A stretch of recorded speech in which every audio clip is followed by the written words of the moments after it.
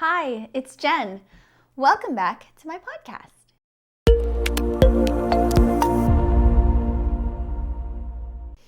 Today, I wanted to come on the show and talk to you a little bit about one of the most powerful features available to us in our lives, choice, and its impact on every aspect of our lives.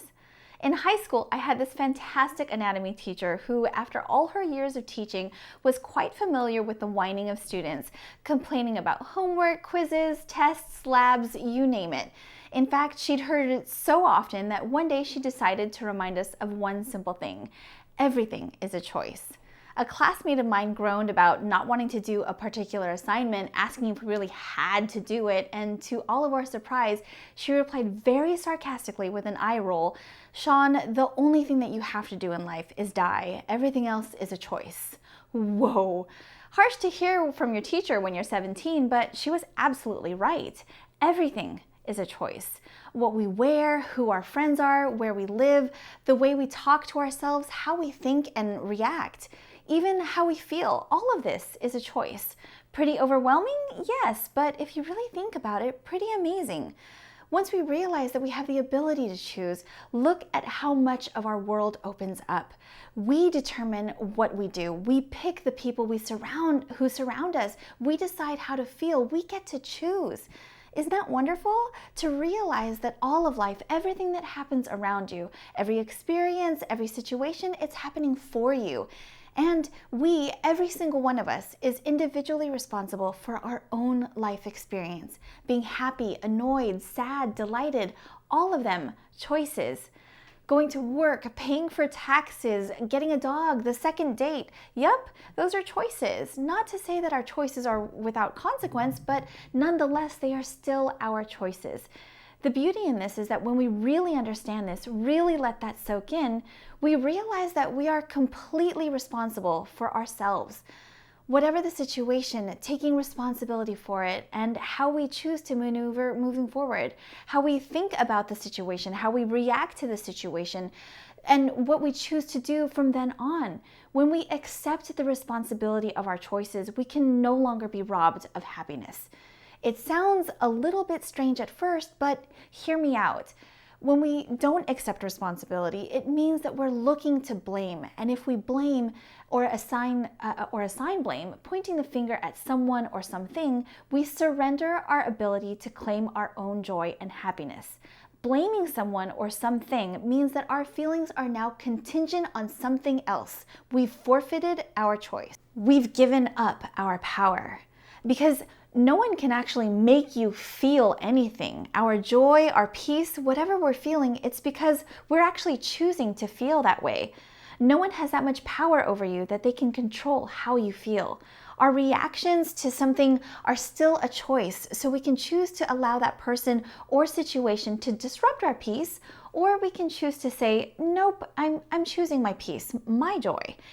None of this is to say that we don't, can't, or shouldn't get angry. Yes, these are natural reactions, but not how we're meant to live. Who would want to live in a constant state of anger or rage? To be stuck in negative feelings of jealousy, guilt, fear, it sounds awful. We're meant to enjoy life, to relish in experiences, and savor precious moments. So what do we do when we experience these negative emotions? What does it mean if someone makes us so angry? Or when we get frustrated, irritated, or even vengeful, now what? Well, first, we must recognize that these negative emotions we're experiencing are a reaction to something external that disrupts how we feel internally. When our negative emotions surface, it's because they've been provoked and are actually, oddly enough, very helpful, because they show us areas of our lives that need attention or need to heal. People are put in front of us to be mirrors. They reflect back to us the things that reside within us, good and not so good. That irritating coworker who won't stop talking, maybe it's meant to show us that we need more practice in acceptance. Eye roll to those skinny girls who are wearing skimpy clothes with gorgeous hair. Well, maybe it's actually meant to help us recognize that outward physical appearance isn't as important as we tell ourselves, and that we're really seeking to be seen for more than that. Pinterest mom with the going to school bringing homemade cupcakes made with icing made from butter that she hand churned from cows that were sustainably raised on her organic free-range farm? Yeah, maybe it's meant to show us that we really don't need to do all the things to be worthy of love. This also means that when we see people we admire, it's meant to show us those same things reside within us as well. When we're amazed by their abilities, it's to show us what's possible for us. That coworker with all the amazing stories about their weekend adventures, maybe it's time for us to let go and have fun instead of grinding away. Those beautiful women who confidently rock their outfits with perfect new do's, maybe it's time for us to take pride in ourselves and make us a priority.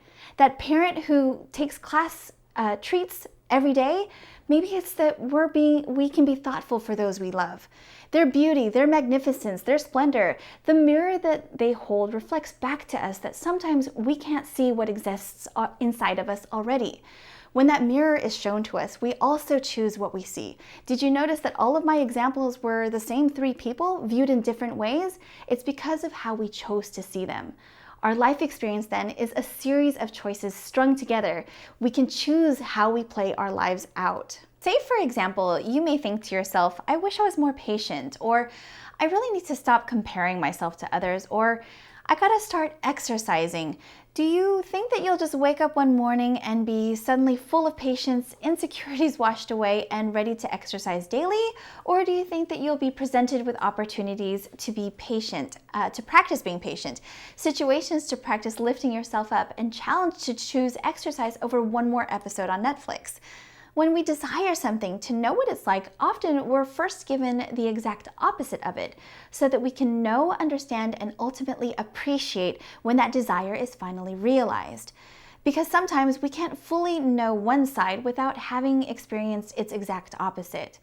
I was speaking with someone who had recently contracted COVID, and it became very obvious to him how much he had neglected his health, to the point where sleeping became life-threatening for him due to his sleep apnea, and he feared that he would actually suffocate and die in his sleep. He was feeling so stuck and trapped with so much shame of how he'd let himself go, not caring about his diet, abandoning every form of exercise or activity, and he was filled with so much anger and pain and sadness all at the same time. His situation felt hopeless to him, and finding a way out seemed almost impossible. He stated that he kept thinking that it's such a huge battle that he'd never be able to lose the weight or be able to get healthy. Plus, everything that tastes good is bad for him, and everything that's good for him tastes bad. He told me that exercise was so hard and that he was too busy to do that anyway. And I shared with him that his situation can always change, and that healing his body and mind and spirit can begin simply by making a choice to no longer feel trapped. And he said to me, I can't change the thoughts in my head. All of those thoughts happen automatically. To which I replied, if that's what you really think, you're right. I continued to explain to him that those thoughts that he kept having, they're all because he was allowing them to be there. He was allowing those thoughts to live rent-free in his mind for so long that he forgot he was the landlord and that he could decide what he actually believed. They weren't really his demoralizing thoughts. No, he was listening to them without silencing them or telling them that they were flat out incorrect. He had the choice to say, these thoughts are wrong. He had the choice to decide if he would listen to the negativity or allow it to continue. Remember that the power of choice resides in our mind. In taking the first step to focus on his mindset, it empowers him to choose how he wants to feel, which leads him to making better choices in his diet and better choices about his activities, which will then manifest and be seen and reflected in his overall physical form. The thoughts that run through our mind unchecked are often meant to keep us comfortable, safe, and familiar. They may have helped us in the past, but they have since overstayed their welcome and are no longer necessarily true. Or perhaps they were never ours to begin with. Maybe an opinion or thought that we heard and just kind of stuck around. But we're not those thoughts. We're actually the one who are listening to those thoughts. And to not speak up to them or shut them down is a problem. This is why being mindful is so important. Being mindful is paying attention, being an active participant in your life, not running on autopilot. It's being aware of those thoughts, processing the feelings, engaging with yourself. And life is happening all around you. Being mindful, we are being more fully present. And in being more fully present, we can fully be in tune with the thoughts and feelings that we are experiencing. And in being in touch with our feelings, it helps us to decipher how to get to where we want to be, like adjusting the dials and tuning in to stay on the path of where we want to go. By owning and taking full responsibility of our lives, we empower ourselves and our ability to choose. So choose and choose again. In every moment, we can improve our life by choosing to be pulled towards what we want for ourselves. We get to choose who we are, how we think, and how we want to feel. It's really a beautiful thing. And I'm wishing you joy and love in abundance, my friend. Cheers.